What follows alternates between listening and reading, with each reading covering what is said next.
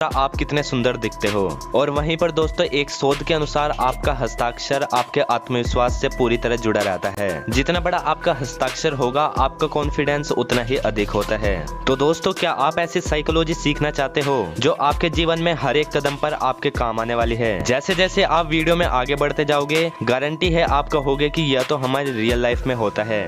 आप जो बोल रहे हो बहस के लिए सुनने के लिए अच्छा है लेकिन प्रैक्टिकल नहीं है। बिल्कुल प्रैक्टिकल है। तो आइए जानते हैं फैक्ट नंबर 1। दोस्तों आप सभी बाजार तो जाते ही होंगे और वहां पर दुकान से शॉपिंग भी करते होंगे। तो आप दुकानदार से किसी भी चीज के रेट कैसे कम करा सकते हो, आइए समझते हैं। मान लीजिए कि आप एक कपड़े की दुकान में गए और वहां पर आपने एक जींस देखी और वह जींस है 5,000 रुपए की। अगर आप उस जींस के रेट कम कराना चाहते हो तो दुकानदार से ये शब्द बोलिए, दोस्त ये आपकी जींस है तो बहुत अच्छी, मुझे ये जींस देखते ही पसंद आ गई थी, पर इसका रेट तो 5,000 रुपए है। अगर इसका रेट 3,000 रुपए होता तो मैं इसे पक्का खरीद लेता। दोस्तों इससे क्या होगा कि दुकानदार साइकोलॉजिकल प्रभाव के कारण आपसे आत्मिक रूप से जुड़ जाएगा और वो सोचेगा कि आपके पास 3,000 रुपए ही होंगे।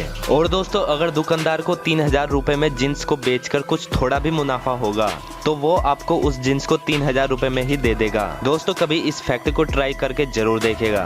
Fact number 2। दोस्तों आप किसी न किसी के साथ बहस या डिबेट तो जरूर करते होंगे और हो सकता है कि आप लास्ट में हार मानकर बैठ जाते होंगे। वैसे अगर आप किसी ऐसे वाद विवाद को जीतना चाहते हैं तो बहस के दौरान अपनी बातों को जल्दी जल्दी बोलना सीखें। जैसे आप YouTube पर वीडियो की प्लेबैक स्पीड को बढ़ाते हो वैसे ही आपको अपनी बातों की स्पीड बढ़ानी है। इसका पहला फायदा तो यह है कि सामने वाला गलती से भी आपकी स्पीड नहीं पकड़ पाया तो आपकी बातों का उल्टा जवाब दे पाना उसके लिए असंभव हो जाएगा। और इसका दूसरा फायदा यह है कि अगर ये बहस कुछ लोगों के बीच हो रही है तो वहां पर मौजूद लोग आपकी तीव्र वाणी से प्रभावित हो जाएंगे और सबकॉन्शियसली वो आपको कॉन्फिडेंट समझ लेंगे। और वैसे भी दोस्तों जो बंदा अपनी बातों पर कॉन्फिडेंट होता है असली विजेता तो वही होता है। Fact number 3। दोस्तों अगर आप एक स्टूडेंट हो तो इस बात पर विशेष ध्यान दीजिएगा कि अगर एग्जाम में किसी क्वेश्चन का आंसर दे रहे हो तो उसकी स्टार्टिंग बिल्कुल दमदार तरीके से करें और लास्ट मतलब एंडिंग भी बिल्कुल सही दमदार तरीके से करें। बीच में अगर आप थोड़ा बड़ा चढ़ा भी देते हो इससे इतना फर्क नहीं पड़ेगा।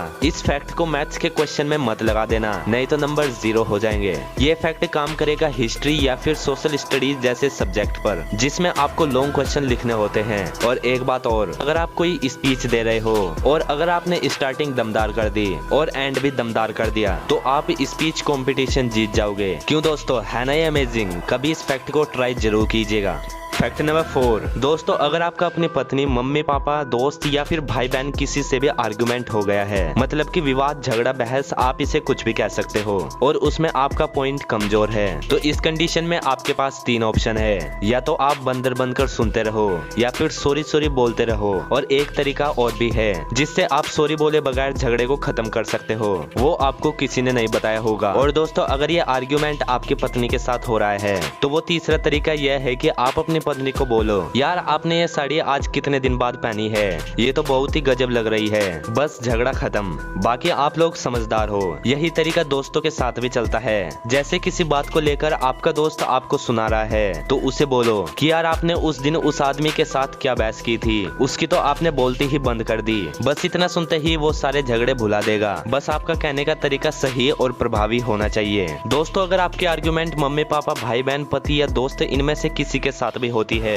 तो एक बार इस फैक्ट को ट्राई करके जरूर देखेगा। Fact number 5। दोस्तों इस साइकोलॉजिकल फैक्ट आपको सच में हैरान कर देगा। जब हम किसी से हाथ जोड़कर मिलते हैं तो इसका वैज्ञानिक तर्क है कि जब सभी उंगलियों के शीर्ष एक दूसरे के संपर्क में आते हैं और उन पर दबाव पड़ता है तो एक्यूप्रेशर के कारण उनका सीधा असर हमारी आंखों, कानों और दिमाग पर होता है जिसके कारण हम सामने वाले को लंबे समय तक याद रख पाते हैं। और दोस्तों साइकोलॉजी कहती है कि जितना ज्यादा आप पहेलियां सुलझाते हैं आपका दिमाग उतना ही तेज होता जाता है। तो दोस्तों आज हम आपके लिए एक ऐसी पहेली लाए हैं जिसका आंसर आप कमेंट करके जरूर दें। और पहेली यह है कि एक लड़के ने पूछा कि मेरी माँ की माँ के पति के लड़के की लड़की मेरी माँ की कौन हुई। और आपके ऑप्शन है, ऑप्शन ए बहन, ऑप्शन बी भांजी, ऑप्शन सी भतीजी और ऑप्शन डी पोती। आप इसका आंसर कमेंट करके जरूर बताएं। तो दोस्तों आज की इस वीडियो के लिए बस इतना ही। अगर आप इस वीडियो का पार्ट 2 चाहते हैं तो हमें कमेंट करके जरूर बताएं। और ऐसी मजेदार वीडियो के लिए वीडियो को लाइक और चैनल को सब्सक्राइब करना ना